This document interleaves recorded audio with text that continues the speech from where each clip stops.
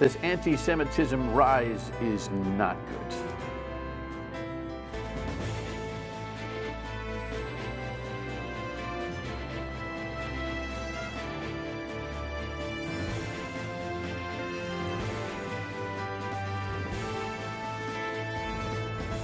The Dan York State of Mind program is brought to you in part by Lookout Rhode Island and Takeo Comfort Solutions. You know, whereas I think every day we're just trying to get our deal done, pay our taxes, do our jobs, take care of our kids, have a little fun. Watching the world is very difficult right now, and I think the data is showing that more and more people are turning it off, meaning the world. I hope that well, obviously if you're watching the show on purpose, you're not doing that. If you're here by accident, stick around. I've got a conversation coming with the president and CEO of the Jewish Alliance of Greater Rhode Island to talk about his perspective. And it's hard to make monolithic comments about how all Jewish people feel about what's going on in the Middle East. And my experience with Adam is that he's good at saying that. Having said that, I'm still looking for some local take from a Palestinian point of view, and so if you can help us out with that either on the television or on the radio, weekdays 3 to 6 on WPRI, please. It's a little bit more difficult, and what I have gleaned is that there's and by the way, I know people who are Muslim. We all do, and in America here, most of them are like, this has got to stop. We got to find a solution here. But the dynamics in the Middle East are complicated, violent, and people are suffering, and the nuances are innumerable. And so we just have to keep talking about it in a way that is humane and objective, if that's even possible. So let me just start with a headline like this, which is enough to be able to say, come on, man. I mean, the come on, man factor of this is just incredible. And obviously what's going on with some of our kids on the campuses. Look, the campuses have always been a tempest in a teapot whenever the world is struggling. It's also a place where minds are not yet fully formed, you know, and so it's all of that. But the hint on this particular story, once again, is the collegiate world. Let me run this first as an example of how we're dealing with it here at home. A power washer couldn't erase the words spray painted on Textron's Providence headquarters. It's the second time in 24 hours that the company has had to paint over a message in red like this one. On Tuesday morning, "Free Gaza" was written on the side of the building along with splashes of red paint. Providence police say Rhode Island School of Design was also vandalized. They believe the recent incidents are connected. We just want to make sure anyone who lives in the city, who does business in the city, is left alone. Textron was in the news on October 21st. Hundreds of protesters rallied outside of the State House in support of Palestine, later gathering outside of the business's Providence headquarters. The company works with the United States Department of Defense. The department said on Monday it is currently, quote, focused on getting Israel the military capabilities it needs. The conflict in the Middle East is only intensifying as Israel has launched its ground invasion of Gaza. More than 8,500 Palestinians, mostly women and children, have been killed, according to the Gaza Health Ministry. During Hamas's initial attack on Israel, 1,400 people were killed. More than 200 Israelis were also abducted, and most still haven't been freed. The Jewish Alliance of Greater Rhode Island responded to the vandalism, saying, quote, "There's a general misunderstanding when it comes to the difference between Gaza and Hamas and who is responsible for these acts of war and terrorism. The conflict and the bigotry the war has sparked in the U.S. is only further fueled by actions like the defacement of public property." And Adam Greenman is here. He's the author of the quote, and you wanted to add something to it. Just that, well, first, Dan, thanks for having me. You're absolutely welcome to be here. Thank you. Really, we're grateful to Providence Police for catching the RISD students that did this. That, you know, regardless of how you feel about Israel, Gaza, Hamas, defacement of public property is not the best way to make an argument And so, By the way, just in case, Maddie, if you'd throw up that headline, because Adam is privy to that information and you're not yet by me. This was the moral of the story. That's fine. The 2 RISD students arrested for text around building vandalism. So after that package was put together, my bad, this is the allegation and the pending result, right? So again, you'd like to sit these 2 kids down and say, come on, man, what's going on? What are you thinking? How did we get here?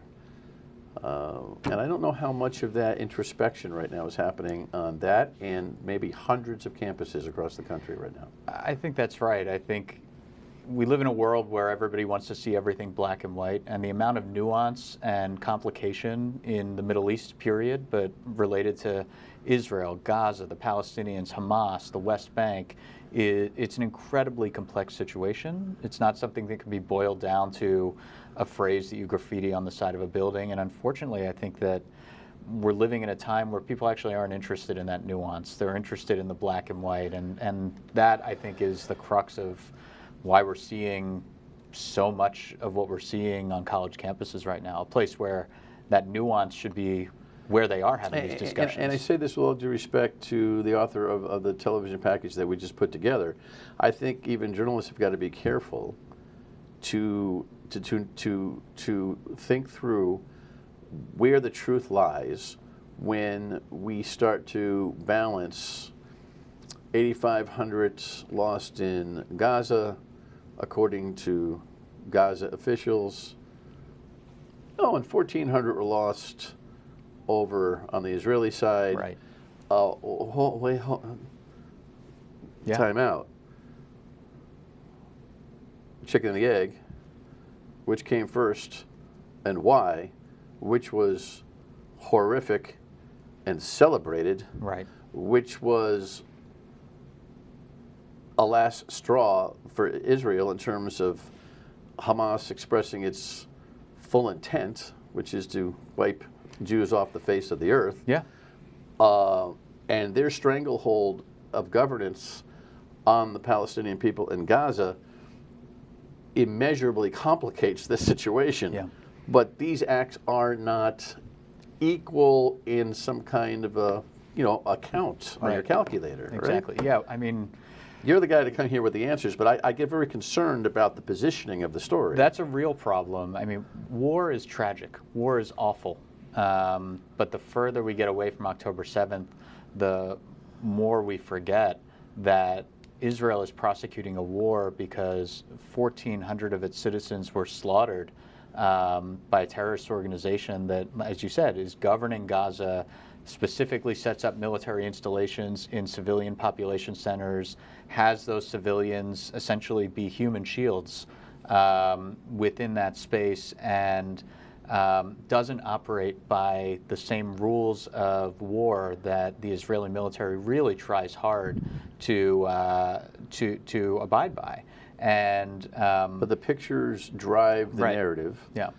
You'd agree, absolutely, that the pictures are horrifying. Horrifying. Our community has stated again and again. We had a vigil last night to draw attention to the 220 hostages that are still in Gaza, Israelis that were captured, Israeli civilians, men, women, children, captured on October 7th. And we made a point of, in one of the prayers, praying for the innocent Palestinians in Gaza who are victims in this war too, because our community sees that. So stop the fire. Well, that's, I think, the challenge, right, is that when people say that, some genuinely just want to see peace, but some just don't want to see Israel prosecute a war against Hamas, which, as you said, their charter is literally set up. It says the destruction of the Jewish people. It's not about Israel. It's about destroying the Jewish people. And, that just tells you that you're dealing with a different group who plays by a different set of rules and who's not interested in peace. I think one of the things that we've heard over the years, I can't remember which Israeli prime minister talked about it, but one of them said once, if we wanted peace tomorrow, we would be at the table. It's really the other side that has no interest in peace. We would be wiped off the map if it were up to them. And so, what's interesting here, and we talked about this on the radio a week ago, and we don't have all the time to catch all of the aspects of this, but actually, why don't we'll pause, we'll come back, because I want to talk about some of the geopolitical aspects of this, which have maybe led to, and then a couple of local takes here, and a governor's decision that is causing a little bit of a rift. Stay with us.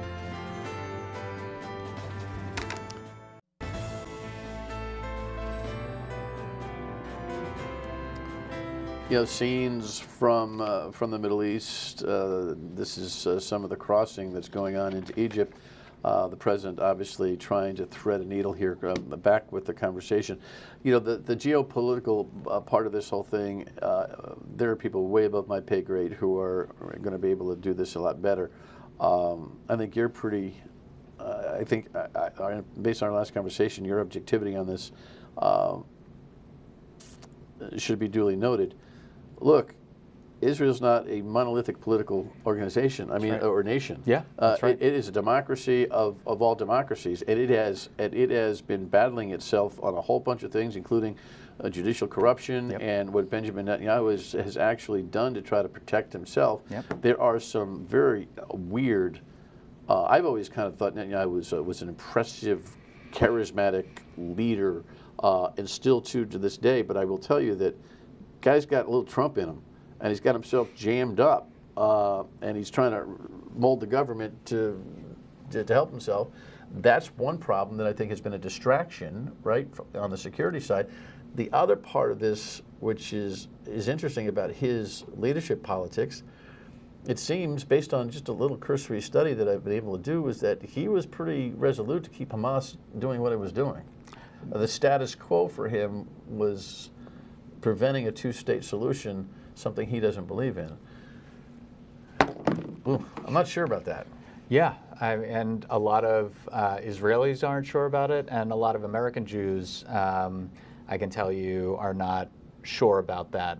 There's, I would say, and again, we're not a monolith, so I can't speak for the entire Jewish community in Rhode Island or the country. Nor should you. But polls show that the vast majority of the Jewish American community supports a two-state solution, and really struggled up until October 7th with how the Israeli government had seemed to move away from that as a possibility, and Israelis too. You saw months and months before October 7th, Israelis every Saturday night after the Sabbath coming out in hundreds of thousands. My family and I were there in March, and it was incredible to see how many Israelis, because of their patriotism, were going out and protesting the government for the judicial reforms that were being put in place. And I think that same patriotism is why you've seen so many of them, even as they said that they wouldn't call up for reserve duty, October 7th really did change things. And so that patriotism... Like, hey, listen, we're having our own battles here. We're trying to work some stuff out. Right. But what you just did to us, if you were enjoying our little fight that we were just having, guess what? That's on suspension. Remember, we're united. And we'll come back to this fight. I mean, there are Israeli political polls right now that show that if there were an election today, Netanyahu, 70% of people want Netanyahu to resign after the war. And that's something that they'll figure out politically as they go. But they're all united behind the need to defeat Hamas, that it is clear that at this point, just yesterday, one of the Hamas leaders was asked by a journalist about October 7th, and he said, we plan to do October 7th again and again and again. So there's clearly no remorse on the other side, which is what makes Israel's response existential for them. They know that if they were to just ceasefire today or back out today, there would still be an apparatus there that is not only desires but is determined to strike again and again and again. And that interview came through CNN, and I saw the Hamas spokesman It may not have been on CNN. It was on a couple of different networks, and I see him saying what he's saying, and the stone expression in terms of in his mind completely logical rationale. And oh, by the way, it was unfortunate that there were so many at that concert. We're trying to get something else done there, but while we're there, we might as well just have done what we did. Right. And never mind every kibbutz that we could drill and destroy and terrorize. It's like unbelievable. And what's interesting about Israelis' military response here is that even if you look at some of the weaponry, they're trying to time these bombs to blow up the tunnels where these guys are plotting and hiding. Right. But it's messy work. It's just awful. War has always been awful, has always been tragic. I think the difference in the last 20 years is it happens right in front of us. It happens on our phones. When everybody has a GoPro or a phone, they can record war in real time. And that's a challenge for the Israeli government to have to deal with and to contend with, because people see those images and they are tragic. And people don't remember, and the Israeli government has purposefully, because the images are so horrific of what Hamas did to some of these people on these kibbutzes throughout Israel. Yesterday, the Consul General was at our vigil and shared some of the stories of parents being killed in front of children, children being killed in front of parents. We had somebody who lost two of their best friends and shared their story. And that's what gets missed in this, is how this all started. Right. All right. When we come back, at least one local official seems to have missed it. We'll talk about it. Stay with us.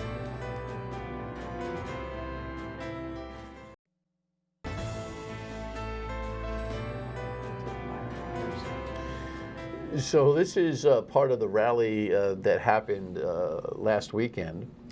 It was for lack of a better term, pro-Palestinian rally, and there are good people there that are trying to make a point, that just want to see an end to violence. But this notion of end to colonization, by the way, last time I checked, historically and biblically, there's a 3,000-year story being told for the Jews. Yeah. Palestinians, at the same time, feel like they were uprooted 60 years, 70, 80 years ago now, and they've and the solutions on both sides, I think, have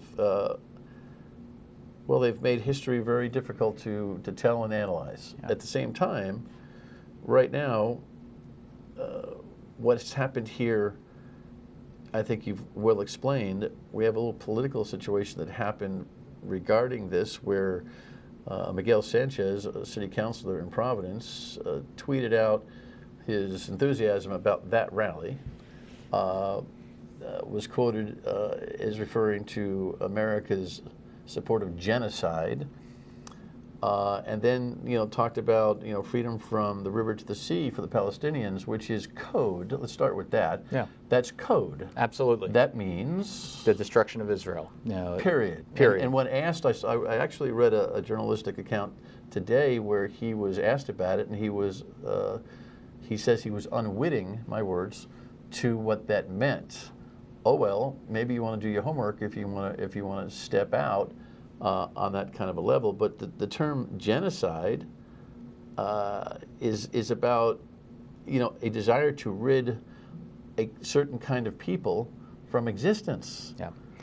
I don't see Jews celebrating Palestinian deaths. I do see some Palestinians celebrating Jewish deaths. Absolutely. There's a difference here, and if anyone is genocidal in intent, it doesn't seem to me to be the Jews. Well, and that term is particularly triggering for our community, because Jews have experienced a genocide in the last 90 years. The Nazis tried to commit a genocide against the Jewish people, and thank God they did not succeed.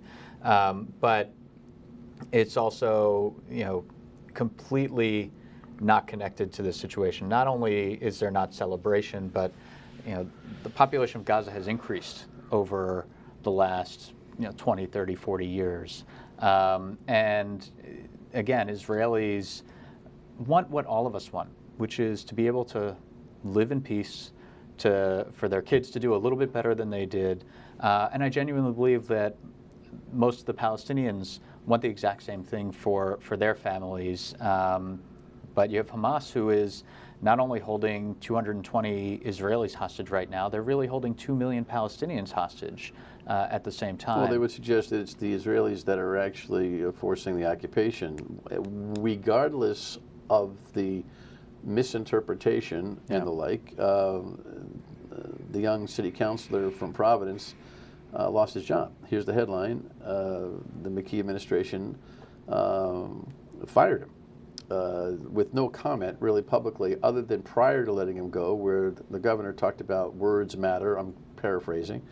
The governor has been very staunch in his support of Israel, and but I think he's been nuanced in his conversation, as many have been, about the lives of Palestinians and all of that. But the young man was fired from his job as a public outreach person in the city of Providence.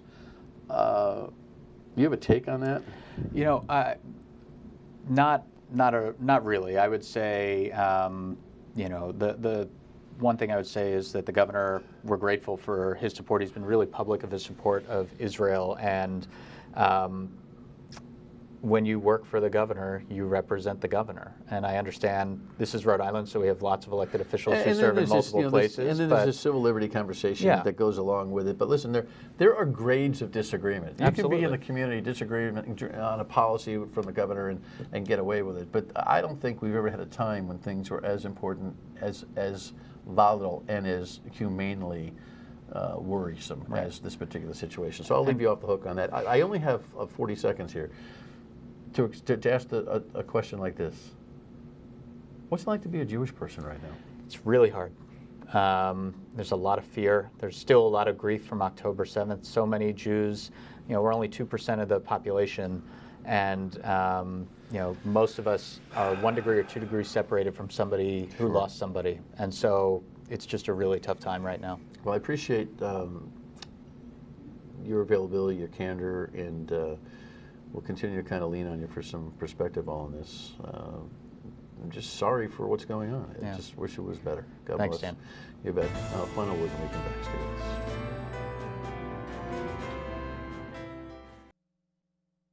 us. Do your homework and pray for the Middle East right now. We'll see you next week.